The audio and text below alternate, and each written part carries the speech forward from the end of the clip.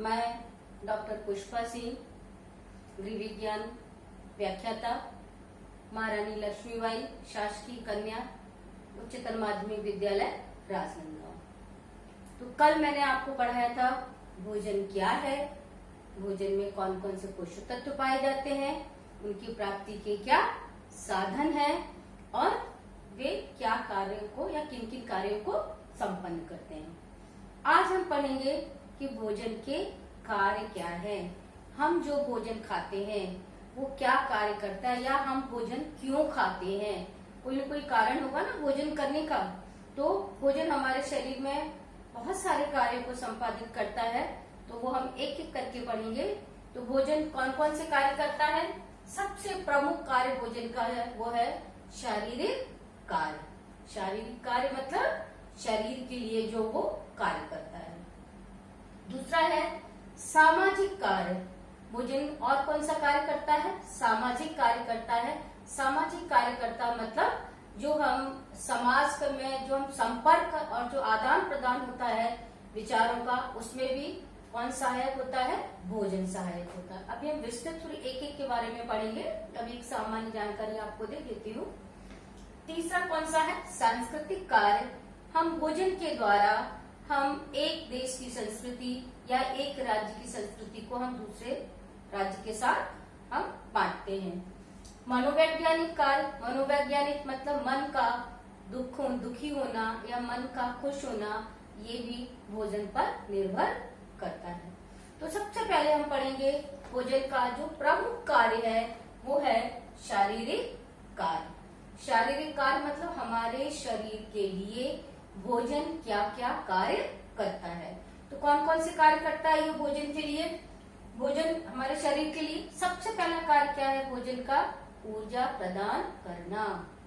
सबसे पहला कार्य ऊर्जा प्रदान करना क्यों है, क्योंकि जब हमें भूख लगती है तो सबसे हम ये नहीं देखते हैं कि हमारे भोजन में प्रोटीन है कि नहीं, कार्बोहाइड्रेट है कि नहीं, या प्रोटीन विटामिन है कि नहीं। हमें क्या लगता है बस जल्दी से भोजन मिल जाना चाहिए और हमारा पेट भर जाना चाहिए।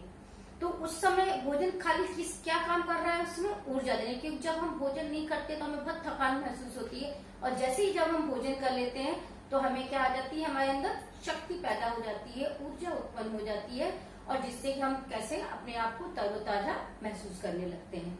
तो भोजन का प्रमुख कार्य क्या है, ऊर्जा प्रदान करना। जैसे कि भोजन की परिभाषा में हमने बताया था कि भोजन वो पदार्थ है जिसको जब हम ग्रहण करते हैं तो उसका पहले पाचन होता है, फिर उसका शरीर में अवशोषण होता है। अवशोषण होने के बाद में फिर चयापचय की क्रियाएं होती हैं, और उसके पश्चात क्या उत्पन्न होती है, ऊर्जा उत्पन्न होती है। और ये ऊर्जा जो है वो शरीर के विभिन्न कार्यों में काम आती है। हम जितनी भी ऐच्छिक और अनैच्छिक क्रियाएं करते हैं, चलना फिरना दौड़ना भागना, शरीर के अंदर के विभिन्न अंगों का कार्य करना, वो सब के लिए ऊर्जा कहाँ से मिलती है, हमें भोजन के द्वारा ही प्राप्त होती है। हमने ये भी कल आपको बताया था कि भोजन में जो तीन पोषक तत्व हैं जो कि ऊर्जा प्रदान करने का काम करते हैं, प्रोटीन, कार्बोहाइड्रेट और वसा। इनमें सबसे अधिक ऊर्जा किससे प्राप्त होती है, वसा से प्राप्त होती है। और इसके बाद कार्बोहाइड्रेट और प्रोटीन दोनों से बराबर बराबर मात्रा में ऊर्जा प्राप्त होती है। 1 ग्राम अगर हम कार्बोहाइड्रेट लेते हैं, 1 ग्राम अगर हम प्रोटीन लेते हैं, तो दोनों से कितनी ऊर्जा मिलती है, हमें 4 कैलोरी ऊर्जा मिलती है।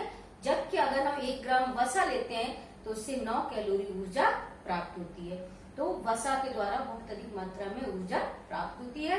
लेकिन हम अपने भोजन का 60 से 70% भाग जो है वो ऊर्जा का भाग हम किसके द्वारा लेते हैं, कार्बोहाइड्रेट के द्वारा ही लेते हैं। दूसरा प्रमुख कार्य भोजन का क्या है, शारीरिक कार्य के अंतर्गत शरीर का निर्माण करना। जैसा कि मैंने कल बताया था कि ये शरीर निर्माण का कार्य भोजन किसके द्वारा करता है, खनिज लवण, जल और प्रोटीन के द्वारा। ये जो 3 पोषक तत्व हैं ये क्या करते हैं, शरीर निर्माण का कार्य करते हैं। जैसे ऊर्जा देने का कार्य कौन कर रहा था, प्रोटीन, वसा और कार्बोहाइड्रेट कर रहे थे। उसी प्रकार से शरीर निर्माण का कार्य कौन करेगा, प्रोटीन करता है और खनिज लवण करते हैं और जल। आपको पता है प्रोटीन जो है वो कैसे शरीर निर्माण में मदद करता है, क्योंकि क्योंकि वो कोशिकाओं का निर्माण करता है। खनिज लवण में जैसे आयरन है, रक्त के निर्माण में सहायता प्रदान करता है। कैल्शियम है, अस्थियों के निर्माण में। मैग्नीशियम अस्थियों के निर्माण में सहायता प्रदान करता है। जल जो है वो भी रक्त के निर्माण में सहायता प्रदान करता है।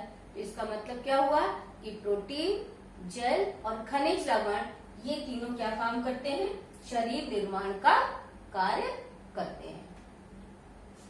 तीसरा शारीरिक कार्य है शरीर की रक्षा करना या शरीर को विभिन्न रोगों से दूर रखना, यह शरीर में रोग प्रतिरोधक क्षमता उत्पन्न करना।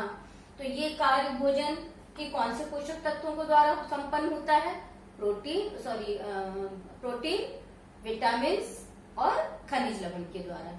ये तीनों जो हैं वो शरीर में रोग प्रतिरोधक क्षमता उत्पन्न करते हैं। प्रोटीन शरीर के निर्माण का काम भी करता है, साथ ही साथ प्रोटीन क्या करता है? शरीर में रोग प्रतिरोधक क्षमता भी पैदा करता है। शरीर में रोगों से लड़ने के लिए एंटीबॉडीज तैयार करता है, इसलिए ये शरीर की रक्षा भी करता है। विटामिन और खनिज लवण अगर हम इनकी मात्रा कम लेते हैं भोजन में तो हम विभिन्न प्रकार के रोगों से पीड़ित हो जाते हैं। जैसे आपको पता है अगर विटामिन सी की मात्रा कम लेते तो स्कर्वी हो जाता है, या अगर हम प्रोटीन की मात्रा कम लेते तो क्वेश्चरकर हो जाता है। विटामिन डी की मात्रा कम लेते तो रिकेट्स हो जाता है। कैल्शियम की मात्रा कम लेते हैं तो रिकेट्स हो जाता है। अगर हम आयोडीन की मात्रा कम लेते हैं तो उसके कारण से बौनापन हो जाता है या घेंगा रोग हो जाता है। तो इसका मतलब क्या हुआ कि ये खनिज लवण, विटामिन और प्रोटीन जो है वो हमारे शरीर को विभिन्न रोगों से बचाता है। तो ये समझ में आया कि भोजन का शरीर के लिए कौन कौन सा कार्य है? ऊर्जा प्रदान करना, शरीर का निर्माण करना और शरीर की विभिन्न रोगों से रक्षा करना। तो भोजन का सबसे महत्वपूर्ण कार्य जो है वो है शारीरिक कार्य या फिजियोलॉजिकल फंक्शन। फिर है सोशल फंक्शन या सामाजिक कार्य। आपने देखा होगा समाज में जितने भी बड़े बड़े कार्य होते हैं, चाहे वो शादी विवाह हो या कोई विशेष घर में कोई आयोजन किया जाए, या आपने देखा कभी कभी जो मृत्यु जब किसी को हो जाती है तब लोगों को अगर एकत्रित करना होता है तो उसमें सभी जगह किसका महत्व होता है? भोजन का महत्व होता है। आपको पता है कि शादियों में जो रिसेप्शन रखा जाता है या जो मृत्यु भोज रखे जाते हैं तो वहां पर भोजन क्या करता है? सबको एकत्रित करने का काम करता है। तो ये काम भोजन का क्या कहलाता है? सामाजिक कार्य कहलाता है। इसी प्रकार से एक और महत्वपूर्ण कार्य करता है भोजन, सांस्कृतिक कार्य। सांस्कृतिक कार्य मतलब हमारा जो संस्कृति है, एक राज्य की संस्कृति से दूसरे राज्य की संस्कृति को परिचित कराना, या एक देश से जो है वो भोजन के द्वारा हम दूसरे देश के हम संस्कृति का पता कर लेते हैं। जैसे उदाहरण के लिए अगर कोई व्यक्ति किसी के, अगर हमें मालूम पड़ता हमारी फ्रेंड के बार बार अगर किसी के छोला भटूरा बनता है तो हम अंदाजा लगा लेते हैं वो पंजाबी है। किसी के अगर हर त्योहार में केक बनता है तो हम पता लगा लेते हैं, हम अंदाज लगा लेते हैं कि ये निश्चित तौर पर ये क्रिश्चियन होगा। तो हम उसकी संस्कृति के द्वारा हम उसकी जानकारी प्राप्त कर रहे हैं।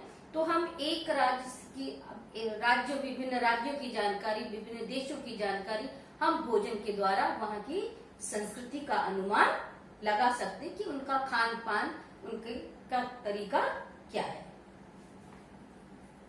मनोवैज्ञानिक कार्य बहुत महत्वपूर्ण कार्य है भोजन का, क्योंकि जब भोजन, आपने देखा होगा जब आपकी इच्छा के अनुसार जब आपको भोजन मिलता है तो आप एकदम खुश हो जाते हैं, है ना। कभी कभी ऐसा होता है जब आप स्कूल से आते हैं और स्कूल से आते समय अगर आपने घर से माँ से पूछा माँ क्या बनाया है, और माँ अगर आपकी इच्छा के अनुसार जो आपको पसंद है उस भोजन का अगर नाम लेती है तो आप एकदम खुश हो जाते हैं।